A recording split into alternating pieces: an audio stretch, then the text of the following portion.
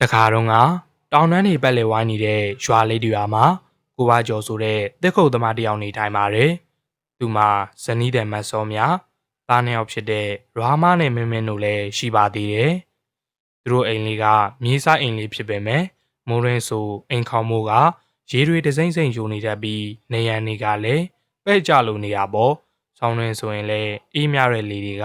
အိမ်ထဲကိုတိုက်ရိုက်ဝင်နေတာကြောင့်ဘယ်လိုမှတက်တောင့်တက်တာမရှိရှာပါဘူး။ဒါပေမဲ့သူတို့မိသားစုမှာစ조사အားထုတ်မှုနဲ့ရိုးသားဖြောင့်မတ်မှုကတော့အပြည့်ရှိပါတယ်။ဒီနေ့မှာတော့ကိုဘကျော်က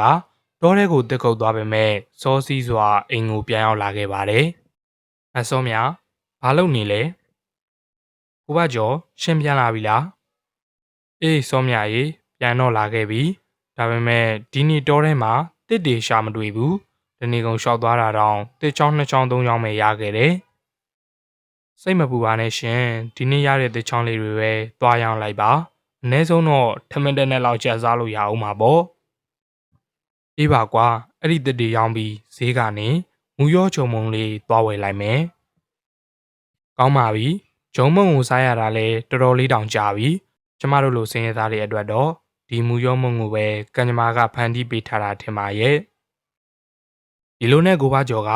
သစ်စည်းကိုခေါင်းမော်ရွက်ပြီးဈေးဘက်ကိုထွက်သွားခဲ့ပါတယ်။အိမ်မှာကျန်ခဲ့တဲ့သားနှစ်ယောက်ကတော့စော့နေရကနေဗိုက်စာလာတာကြောင့်အမေဖြစ်သူကိုကြီးကြနေခဲ့တာပါ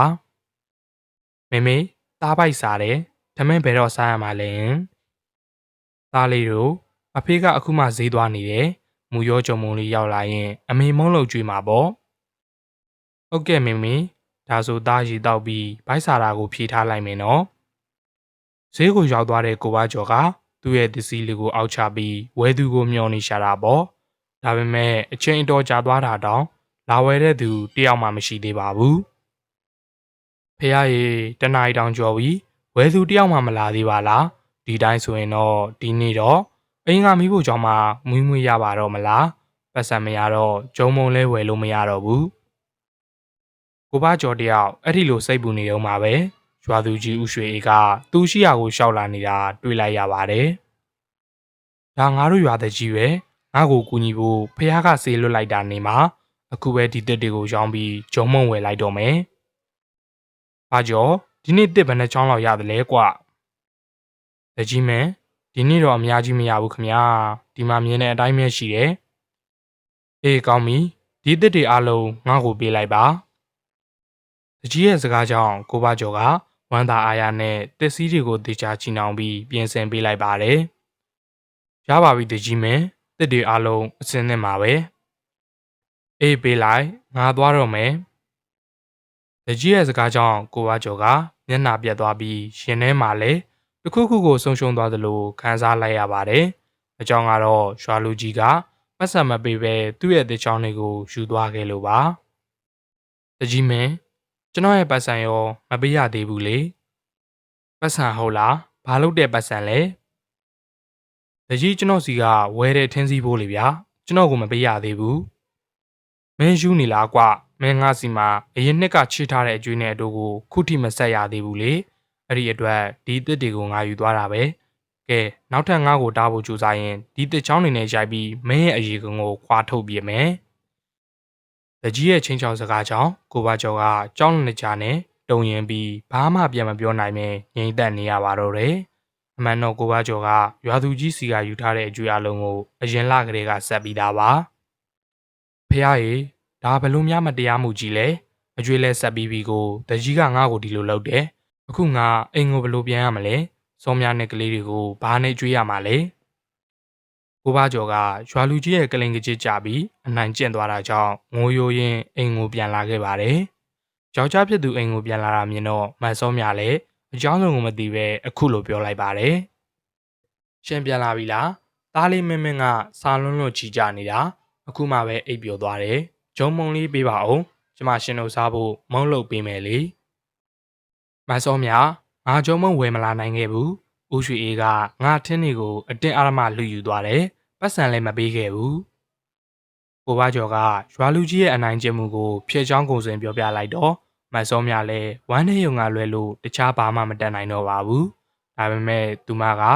ကိုဘာသာထိန်ချုပ်ပြီးကိုဘကျော်ကိုပဲနှစ်သိမ့်ပေးလိုက်ပါတယ်။နောက်တစ်နေ့မှာတော့တမိသားစုလုံးစားလောင်မှုကြောင့်အားအင်ချိနေကြပါပြီ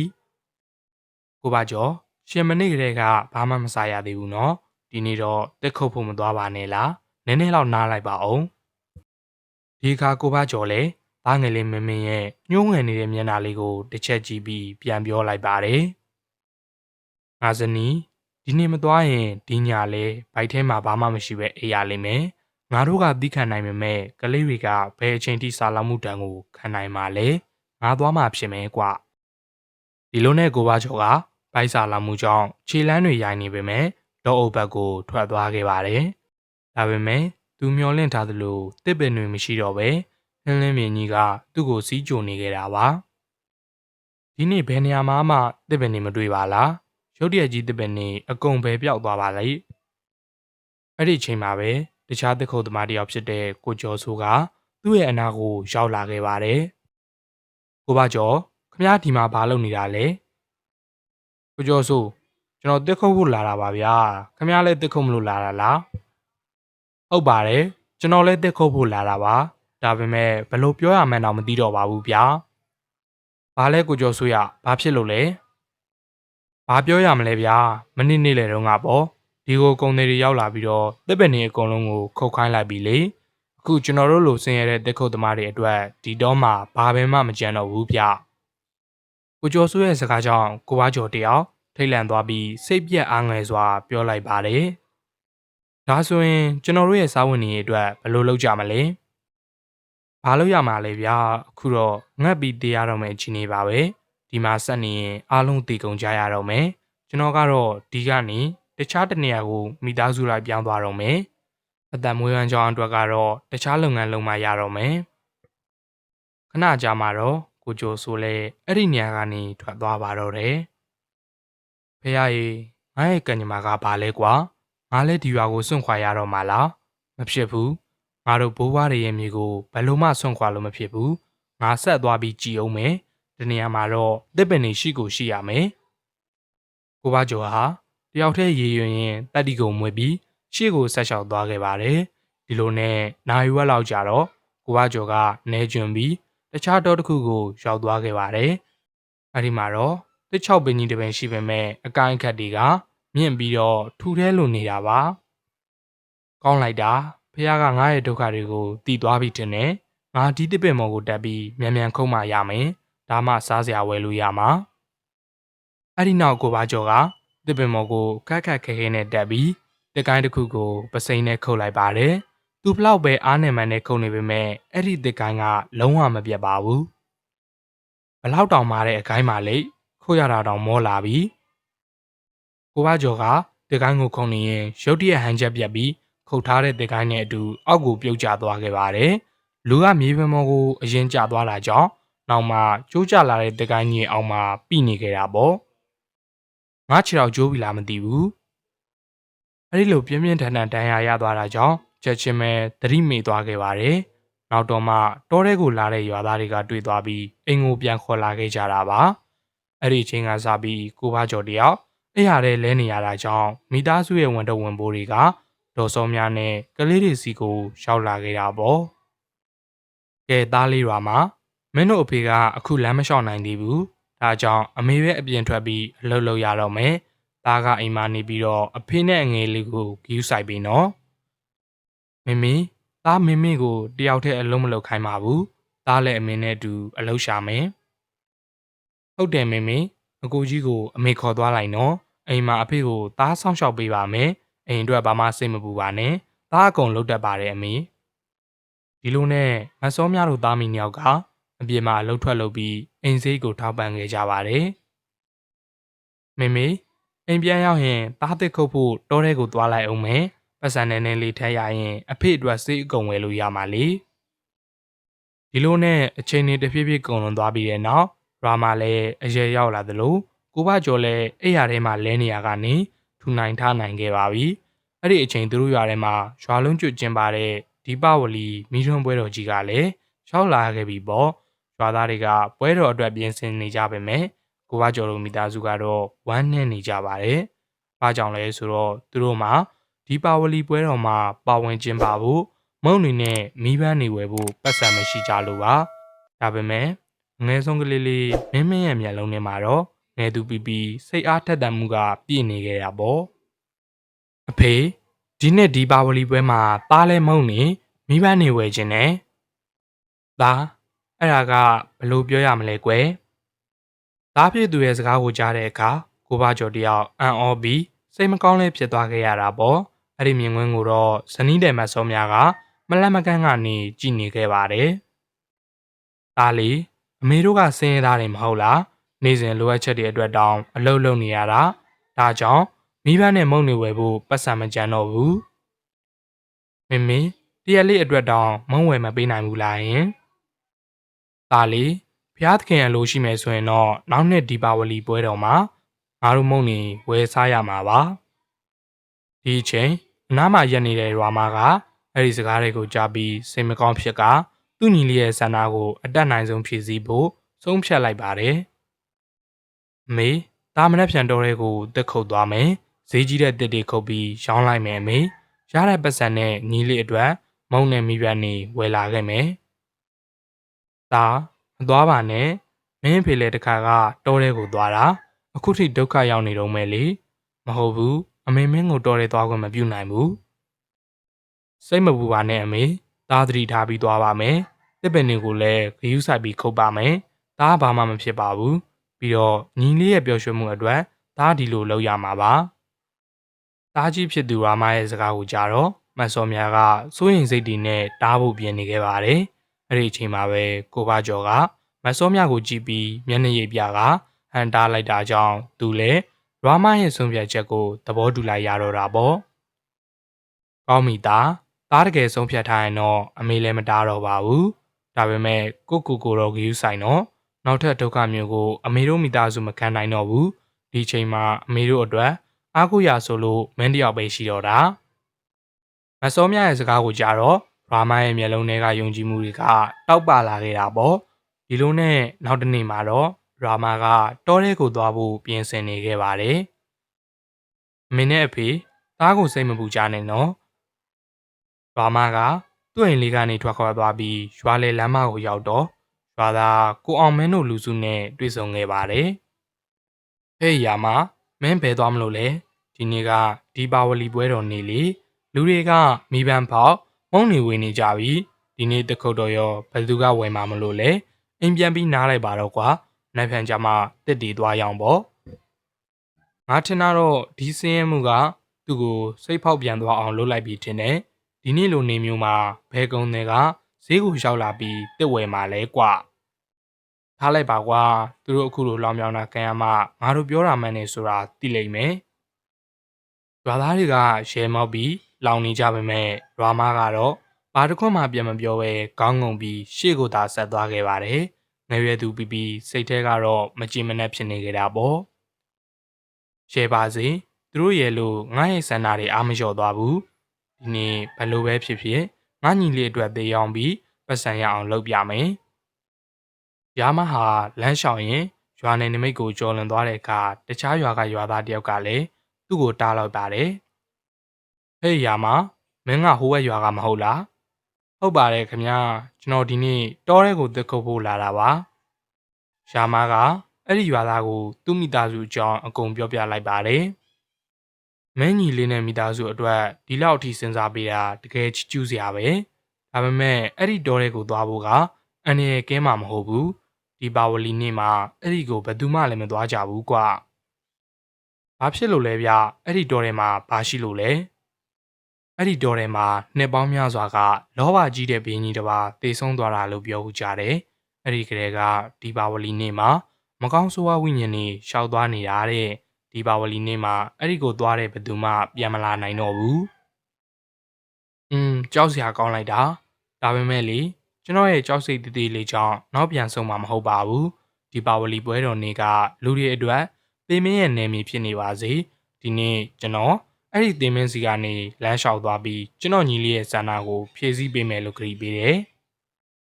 မင်းကတကယ်ယူနေတဲ့သူပဲဘလောက်ပြောပြောမင်းကောင်းနေဝင်မှာမဟုတ်ဘူးမင်းကိုအသက်ကိုမနှမျိုးတာတင်နေကောင်းပြီလေမင်းသဘောကျတာကိုပဲလုပ်ပါင ငါတော့အိမ်ပြန်ပြီမနှက်ဖြန်မင်းတည်တဲ့သတင်းကိုတော့ငါတို့ရွာသားတွေကြားရတော့မယ်ထင်တယ်။ရာမကအဲ့ဒီလူရဲ့စကားကိုနားထောင်ပြီးအနှဲငယ်ကြောက်နေပေမဲ့စိတ်ကတော့မပြောင်းလဲပဲခေါင်းမော်ကကောင်းငင်ကိုကြည့်လိုက်ပါတယ်။အဲ့ဒါကဖះသခင်စီကနေတက်တီကိုတောင်းခံနေတယ်လို့ပါပဲ။ပြီးတော့နောက်ကိုလုံးဝလက်မကြည့်တော့ပဲတောထဲကိုဝင်သွားခဲ့တာပေါ့။ဒီလိုနဲ့အချိန်နှဲငယ်ကြတော့တစ်ပင်ကြီးတွေထူထွတ်စားပေါက်ပြီးတဘာဝတရားတွေနဲ့လှပနေတဲ့တောတစ်ခုကိုရောက်လာခဲ့ပါတော့တယ်။ဒီတော့ကလူတွေကြောက်နေတဲ့တောဖြစ်မယ်ထင်တယ်။ရာမကတောလေးကိုဖြည်းဖြည်းချင်းဝင်သွားရင်ပတ်ဝန်းကျင်အနေထားကိုကြည့်နေခဲ့တာပေါ့။တောရဲကစိမ့်ဆူထူထပ်နေတဲ့တစ်ပင်ကြီးတွေရဲ့အရွက်ကြားကနေ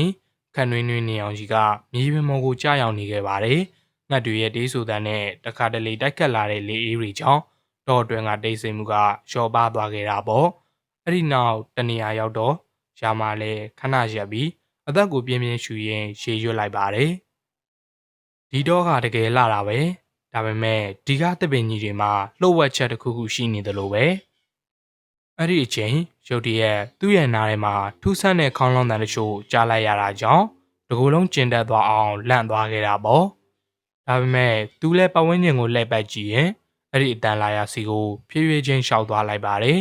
ခြေလမ်းအနှဲငယ်လမ်းပြီးတဲ့နောက်မှာတော့တဘာဝလွန်အငွေအသက်ရှိနေတဲ့ညောင်မင်းကြီးတပင်စီကိုရှောက်လာခဲ့ပါတယ်ထူးဆန်းတာကခေါင်းလောင်းတန်ကလည်းအဲ့ဒီအပင်နားမှာထွက်ပေါ်နေခဲ့တာပါဟုတ်တယ်အတန်းကဒီကလာတာပဲဒါပေမဲ့ဒီနားမှာဖះเจ้าလည်းမရှိပါဘူးအဲ့ဒီနောက်ရာမှာလည်းညောင်မင်းကြီးရဲ့အမြင်နာကိုကြည့်လိုက်တဲ့အခါမြေကြီးထဲမှာအလင်းရောင်လေးတောက်ပနေတာကိုတွေ့ခဲ့ရတာပါဒါကြောင့်သူကဒူးထောက်ပြီးမြေကြီးကိုဖယ်ရှားလိုက်တော့ကြီးဝါနဲ့ပြုလုပ်ထားတဲ့ရှေးဟောင်းမီးခွက်တစ်ခုပေါ်လာခဲ့ပါတယ်ဒါကအရန်ကိုဟောင်းနေတဲ့မီးခွက်ပဲဒီမှာဘယ်လိုလုပ်ရောက်နေတာလဲမသိဘူးရာမရဲ့လက်ထဲကိုအဲ့ဒီမီးခွက်ရောက်လာတဲ့အခါမိန်နေတဲ့အလင်းရောင်ကပိုပြီးတောက်ပလာခဲ့ပါတယ်။ရာမလည်းကြောက်ရွံ့သွားပေမဲ့မိခွက်ကိုလွတ်မပြစ်မိပဲတင်းတင်းကြပ်ကြပ်စုပ်ကင်ထားလိုက်ပါတယ်။ဒါကတာမန်မဟုတ်ဘူးပဲ။ဒါကဖះသခင်ရဲ့အမှတ်အသားတစ်ခုခုပဲဖြစ်ရမယ်။ရာမကအဲ့ဒီမိခွက်ကိုယူလာပြီးနီးနားမှာရှိတဲ့တပင်ကိုခုတ်ဖို့ပြင်ဆင်လိုက်ပါတော့တယ်။သူကခဏအတွင်းမှာပဲရောင်းလို့ရမယ်ထင်နေအများကြီးရလာခဲ့ပါပြီ။နောက်ဆုံးတော့ထင်းနေရပြီ။အခုဈေးကိုယူသွားပြီးရှောင်းရမယ်ပြီးရင်ငါညီလေးအတွက်မုံနဲ့မီးရွက်နေသွားဝယ်ရမယ်အဲ့ဒီနောက်မှာတော့သူကမီးရွက်နဲ့သစ္စည်းတွေကိုယူပြီးဈေးကိုရောက်သွားခဲ့ပါတယ်ဒါပေမဲ့ဒီနေ့ဖို့ဈေးထဲမှာလဲပွဲတော်ရဲ့အငွေအသက်တွေကြောင့်ရောင်းဝယ်လုပ်လို့ရမယ့်ပုံမပေါ်ပါဘူးမုံဆိုင်နေမိဘဆိုင်နေမှာသာလူတွေပြည့်နှံနေတာပါဒါပေမဲ့ရာမကတော့ဇွဲမလျှော့ပဲသူ့ရဲ့ထင်းတွေကိုဝဲသူဒါပေမဲ့ရာမကတော့ဇွဲမလျှော့ပဲသူ့ရဲ့ထင်းနေဝဲသူကိုသာမျှော်နေခဲ့တာပေါ့ရွာသားတွေပြောတာမှန်နေတာလားဒီနေ့ပွဲတော်ရမှုထင်းမယောင်းရဘူးဆိုရင်ငါညီလေးအတွက်ဘာနဲ့သွားဝယ်ရပါမလဲမဖြစ်ဘူးငါဆက်ဆောင်ရမယ်ပြရောက်တော့ငါထင်းနေကိုဝယ်မှာပါဒီအချိန်မှာပဲဂုံတဲ့တယောက်ကရာမရဲ့အနာကိုရောက်လာခဲ့ပါတယ်ရာမလည်းသူ့ကိုမြင်တော့ဝမ်းသာသွားပြီးဒီနေ့ဖို့ညီလေးအတွက်မုံနဲ့မိဘနဲ့ရပြီလို့တောင်းခံစားလိုက်ရတာပေါ့သခင်ကြီးဘလောင်များများလိုချင်ပါသလဲငါထဲမလိုချင်ဘူးတခြားဟာလိုချင်တာဆိုလိုတာကဘာကိုပြောတာပါလဲသခင်ကြီးအဲ့ဒီမင်းရဲ့မိကွက်ကိုငါသဘောကျတယ်ဒီမိကွက်အတွက်မင်းလိုချင်တဲ့တန်ဖိုးကိုငါပေးနိုင်တယ်မဟုတ်ဘူးသခင်ကြီးဒါကကျွန်တော်အတွက်ဘုရားသခင်ကပေးတဲ့လက်ဆောင်မှာပတ်စံလေးအနှဲငယ်နဲ့တော့မလဲနိုင်ပါဘူးဟေ့မိုင်မဲတဲ့ကောင်ငါပြောတာကိုသေချာနားထောင်မင်းလိုချင်တဲ့တန်ဖိုးကိုပေးမယ်လို့ပြောနေတာလေမင်းဘွားမှာငါလိုဝဲသူမျိုးဘယ်တော့မှတွေ့မှာမဟုတ်ဘူးကွသခင်ကြီးခမဒီမိကွက်အတွက်သိန်းပေါင်းများစွာပေးရင်တောင်ကျွန်တော်မရောပါဘူးဒါဆိုရင်တော့မင်းအတွက်ဘုရားသခင်ကကောင်းကြီးပေးပါစေကွာမင်းဒီတိုင်းဆိုရင်ဘိုက်စာပြီးသေးမှာပဲကောင်းပြီမင်းသဘောပဲငါသွားပြီကုံသေးကြီးကသူ့လိုချင်တာမရတော့စိတ်ဆိုးမှန်ဆိုးနဲ့ရာမရဲ့အနာကနေထွက်သွားခဲ့ပါတယ်။အဲဒီနောက်အချိန်တော်ကြာသွားခဲ့တာတောင်ရာမရဲ့တင်တွေကိုလာဝင်မဲ့သူတယောက်မှမရှိပါဘူး။ဒီနေ့တော့ဘယ်ဝယ်သူမှလာတော့မှမဟုတ်ဘူးထင်တယ်။ဒီတိုင်းသာဆိုရင်တော့အိမ်ပြန်မှဖြစ်မယ်။ညီလေးအတွက်လည်းငါဘာမှလုံမပေးနိုင်ဘူး။ဒီလိုနဲ့ရာမတယောက်ထင်းစီကိုဈေးမှထားခဲ့ပြီးစိတ်ပြက်လက်ပြက်နဲ့မိခွက်ကိုယူက ဖြည်းဖြည်းချင်းအိမ်ဘက်ကိုပြန်လာခဲ့တာပေါ့သူပြန်လာတဲ့ရွာလန်းတစ်လျှောက်ကရွာသားတွေကသူ့လက်ထဲမှာကင်လာတဲ့မိခွက်ကိုမြင်ပြီးစူးစမ်းလိုစိမ့်နဲ့နောက်ကနေလိုက်လာကြပါတယ်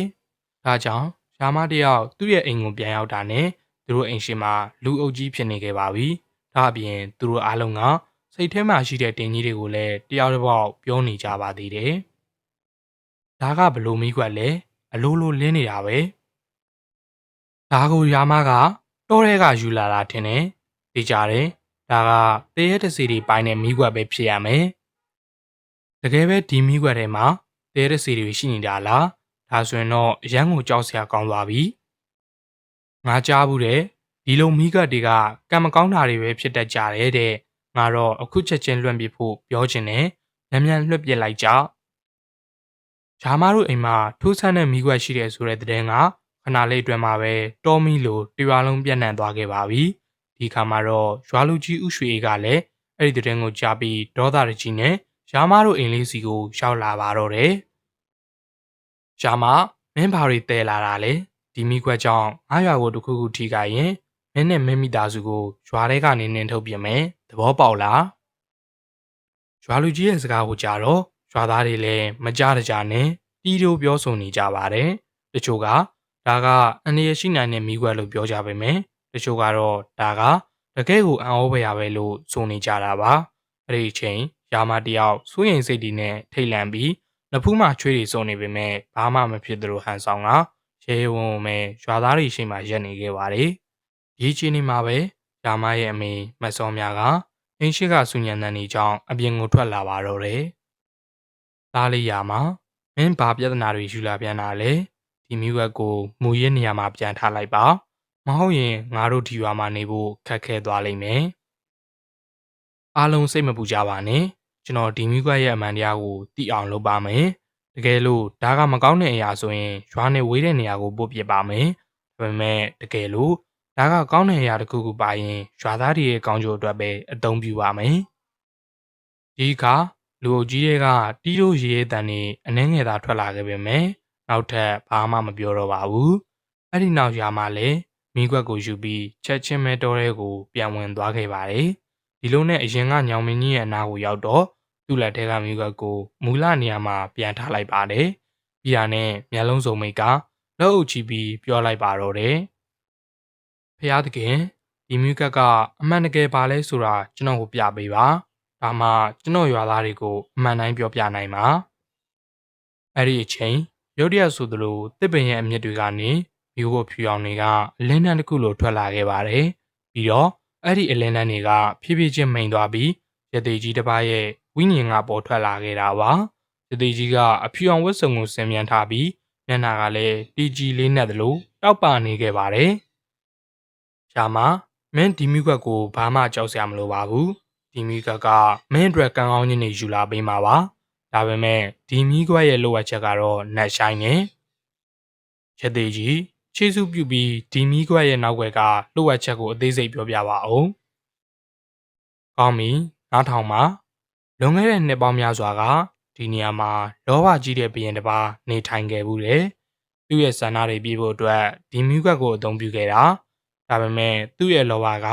အရန်ကြီးလွန်းဒီမီးခွက်ကပဲသူ့ကိုပြက်စီးစေခဲ့တယ်။ဒီနေ့တော့အဲ့ဒီဘရင်ကြီးကဒီညောင်မင်းအောက်မှာရက်ပြီးတော့မတော်လောပါနဲ့မဖြစ်နိုင်တဲ့အရာကိုတောင်းဆိုတယ်။သူကလေးညကမှရှိတဲ့တဘာဝတရားကိုပိုင်ဆိုင်ခွင့်တောင်းလိုက်တာ။ဒီတော့မီးခွက်ကအရန်ကိုလေးလာပြီးဘရင်ကြီးကလည်းမီးထဲထိနေသွားခဲ့တယ်။ဒါဆိုအဲ့ဒါကကျွန်တော်အတွက်လည်းအန္တရာယ်ရှိနိုင်တာလား။မဟုတ်ပါဘူး။ဒီမီးခွက်ကအန္တရာယ်မရှိပါဘူး။ခုချိန်မှာတော့ကိုကျိုးမဖတ်ပဲသူတစ်ပါးကိုကူညီတဲ့သူကိုသူကအဖော်ပြလိမ့်မယ်။ဒါပေမဲ့တစုံတစ်ယောက်ကလောဘကြီးမယ်ဆိုရင်တော့ဒီမိကွက်ကသူ့ကိုလုံးဝပျက်စီးစေလိမ့်မယ်။ရသေးကြီးကျွန်တော်စိတ်ထဲမှာဘာလောဘမှမရှိပါဘူး။ကျွန်တော်ကကျွန်တော်မိသားစုနဲ့ရွာသားတွေပျော်ရွှင်နေတာကိုပဲမြင်ချင်တာပါ။ဒီမိကွက်ရဲ့အစွမ်းနဲ့သူ့ရဲ့မျက်နှာမှာအပြုံးတွေပေါ်လာအောင်လုပ်နိုင်မယ်ဆိုရင်ဒါကကျွန်တော်အတွက်အကြီးဆုံးသောယတနာပါပဲ။အဲ့ဒီနောက်ရသေးကြီးကဘာမှဆက်မပြောတော့ပဲသူ့ရဲ့ဝိညာဉ်ကအလင်းရောင်အဖြစ်ပြောင်းကတဖြည်းဖြည်းချင်းပျောက်ကွယ်သွားပါတော့တယ်။အဲ့ဒီနောက်ရာမှာလည်းမိခွက်ကိုကန်ပြီးကောင်းဟင်ကိုမောကြည့်ရင်အခုလိုပြောလိုက်ပါတယ်။ကျွန်တော်ဂရီပေးပါတယ်ရသေးကြီး အခုချိန်ကစပြီးဒီမိကွက်ကစင်းရဲသားတွေအတွက်ပဲဖြစ်လာစေရပါမယ်ဒီမိကွက်ကြောင့်စင်းရဲသားတွေရဲ့ဒီပါဝလီပွဲတော်လည်းတောက်ပလာစေရမယ်ဒီလိုနဲ့ရာမှလည်းမိကွက်ကိုယူလာပြီးအိမ်ကိုပြန်လာခဲ့ရပေါ့နောက်တစ်နေ့မှာပဲဒီပါဝလီပွဲတော်ကြီးကရွာလုံးကျွတ်ကျင်းပနေကြပါပြီ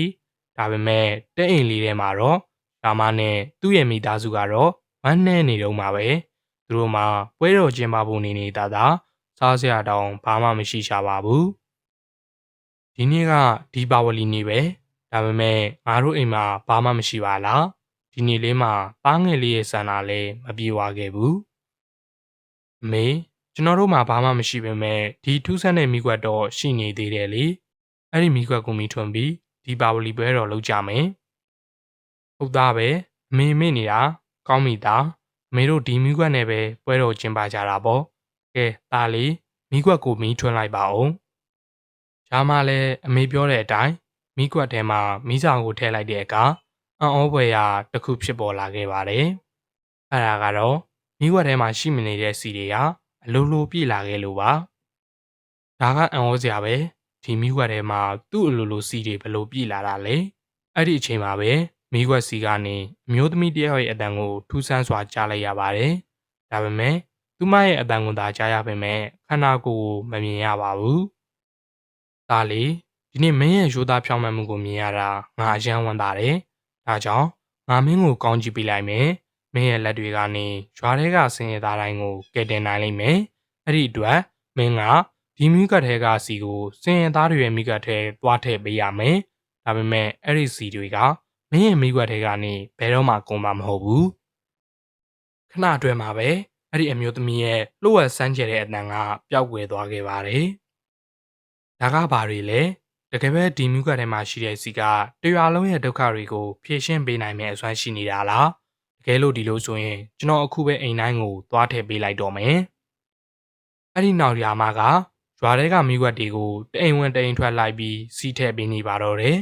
တစ်ချိန်ကသူတို့ကိုပြောဆိုထားတဲ့မတ်ဆန်နိုင်အိမ်ကိုသွားပြီးမိကွက်ထွန်းပေးလိုက်တဲ့အခါအလင်းရောင်နဲ့အတူလက်ဆောင်ပစ္စည်းတွေရောပေါ်ထွက်လာခဲ့တာပါဖះရေဒါတကယ်ကိုအံ့ဩစရာပါလားငါတည်းတစီရဲ့အမတ်သားလို့ထင်ခဲ့တဲ့ဒီမိကွက်ကဒီနေ့ငါတို့ရဲ့အိမ်တွေကိုပျော်ရွှင်စေခဲ့ပြီပဲဒီလိုနဲ့ရာမှာလဲရွာတွေကစင်ရသားတိုင်းရဲ့အိမ်တွေမှာစီးမိကွက်တွေလိုက်ပြီးထွန်းညှိပေးခဲ့ပါတယ်အခုဆိုရင်တရွာလုံးအလင်းရောင်နဲ့တောက်ပနေသလိုအိမ်တိုင်းမှာလည်းလက်ဆောင်ပစ္စည်းတွေအကုန်လုံးရောက်နေခဲ့ပါပြီနောက်ဆုံးတော့ရာမလည်းကိုယ့်ရဲ့အိမ်ကိုပြန်လာပြီးစီးမိကွက်လေးကိုထွန်းလိုက်ပါတယ်သူ့စိတ်ထဲမှာလည်းအရာအလုံးအဆင်ပြေနေတာကြောင့်ရန်ကိုပျော်ရွှင်နေခဲ့တာပေါ့အမေဒီမှာလာကြည့်ပါဦးဒီမိကွက်ထဲကနေမှုန့်နေနဲ့မိပန်းတွေထွက်လာတယ်ဖះရေဒီနေ့ဖះသခင်ကငါတို့မိသားစုကိုကြည်တာလားဒါမှမဟုတ်ဘလို့ကစားနေပါလေဖះသခင်ကငါတို့စင်းရဲသားတွေရဲ့အုတ်တန်ကိုကြားသွားပြီထင်တယ်မေမေဒီနေ့သားအရန်ပြောတာပဲအခုသားတော်မှာမုံနဲ့မိပန်းနှစ်မျိုးစလုံးရှိနေပြီဟုတ်တယ်သားလေးသားပြောနေတာမြင်ရတော့အမေတို့လည်းအရန်ဝမ်းသာတာပေါ့ဒါမှသားလေးဒီမိကွက်ကတာမန်မိကွက်တစ်ခုမဟုတ်ဘူးအဲ့ဒီလှုပ်ဝက်ဆန်းကျင်တဲ့အတန်ကလည်းဖះသခင်စီကငါတို့ကိုပေးတဲ့ကံကောင်းခြင်းပဲထင်တယ်ဒါကြောင့်ဒီနေ့ဒီပါဝလီနေ့မှာငါတို့ရွာသားတွေအားလုံးဒီမိကွက်ကိုပူဇော်ကြရအောင်အဲ့ဒီလိုပြောပြီးဥပိုးထောင်တို့မိသားစုကအဲ့ဒီမိကွက်ကိုရွာရဲ့လမ်းစုံလမ်းကွာထိယူသွားပြီးအဲ့ဒီမှာရှိတဲ့တစ်ပင်နားမှာထားလိုက်ကြပါတယ်ဒီအချိန်မှာပဲရွာသားတွေကတဖြည်းဖြည်းသူတို့အနားကိုစုဝေးလာကြတာပေါ့တကယ်ပဲဒီမိကွက်ကပူဇော်တဲ့အရာပဲဟုတ်တယ်ညီမလေးဒီမိကွက်ကငါတို့မိသားစုရဲ့ဒီပါဝလီပွဲကိုပျော်ရွှင်စေရုံနဲ့မကဘူးရွာထဲကစင်ရသားတိုင်းကိုလည်းပွဲတော်ဆင်နွှဲဖို့အခွင့်အရေးပေးခဲ့တာဒီလိုနဲ့ရွာသားတွေအားလုံးကလည်းအဲ့ဒီမိကွက်ကိုတကိုးရှင်တယောက်လိုဝိုင်းဝန်းပြီးပူဇော်ခဲ့ကြပါတယ်ဒီအတွက်ကြောင့်ပတ်ဝန်းကျင်မှာပျော်ရွှင်မှုတွေပြန့်နှံ့သွားခဲ့တာပေါ့အဲ့ဒီအချိန်ကစပြီးအခုဆိုရင်ရွာထဲမှာစင်ရသားတူတယောက်မှမရှိတော့ပါဘူးရွာရဲ့ဒုက္ခတွေအကုန်လုံးပျောက်ကွယ်သွားပြီးရွာသူရွာသားတွေအားလုံးလည်းပျော်ပျော်ရွှင်ရွှင်နဲ့နေထိုင်ခဲ့ကြပါတော့တယ်ဟုတ်ကဲ့ပါဒီနေ့အတွက်ပုံမြင်လေးကတော့ဒီလောက်ပါပဲเนาะပုံမြင်လေးကိုကြိုက်နေတတ်တယ်ဆိုရင်တော့ channel လေးကိုလည်း like and subscribe နှိပ်ခဲ့ပေးဖို့တောင်းဆိုချင်ပါတယ် နောက်ထပ်ပုံမြင့်အစ်စ်တွေနဲ့ပြန်လာခဲ့ပါအောင်မယ်ရှင်။